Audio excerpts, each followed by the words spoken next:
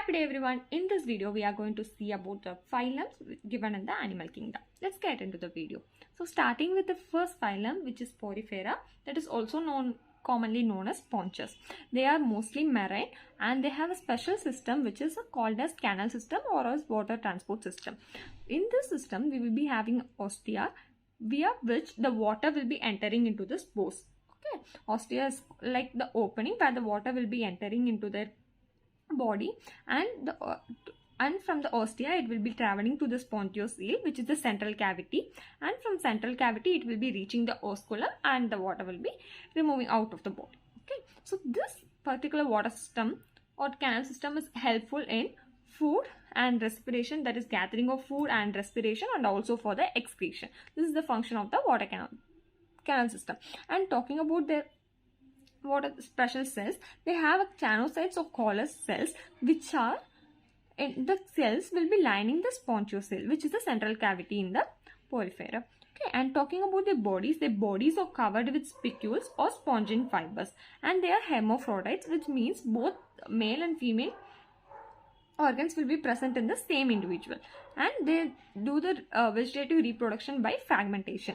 And talking about their fertilization, it is internal. The fertilization will be taking within the body of the individual, and the development is indirect. Development is indirect means the larval stage will be different from the adult one. So all these terms, internal, indirect, development and fertilization, we will be using in the further phylums also, so listen to it carefully. And talking about the example, Sycon, Spongia and Euspongia. Example I haven't given in detail for all the phyla. For examples alone I will be making a separate video. I guess this is about Porifera. Let's talk into the next phylum. This is Coelenterata. The other name of this phylum is Cnidaria. These are marine and also aquatic. These may be either sessile or free. So, and their body is made up of calcium carbonate. They have a special cells which are called as stenoblast or stenocytes. Cytes means cell. Okay, because of this stenoblast, the name Cnidarian given to them. And talking about the stenoblast, they will be having a swinging capsule or nematocytes, hook-like structure, which will be helping them for anchorage. As I said, they are sessile. They need to they will be attaching to any of the substratum. So for the anchorage property, this stenoblasts are used, and also for the food, capturing of food, and also for defense.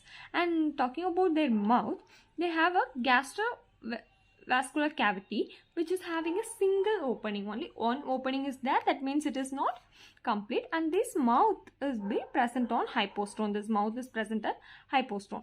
And talking about the digestion, it is both extra and intracellular.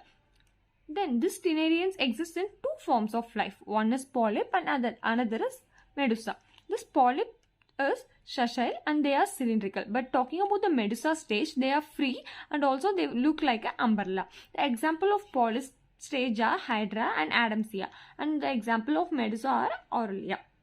So the organism of Coelenterata which exhibit both of the stages are called if they exist both the generation, they are called as alteration of generation, and it is termed as metagenesis. So metagenesis means alteration of generation in which an individual have both the forms, that is both polyp and medusa.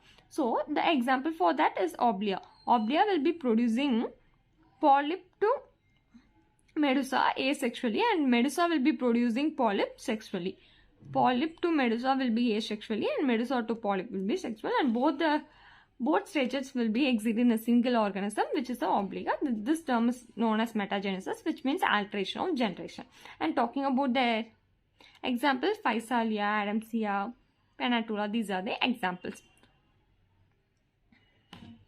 So we will first revise Porifera and Coelenterata before moving on to these phylum. So talking about the Porifera, they are known as sponges. They have a special thing called water transport or canal system, which will be helping in their food and respiration and excretion.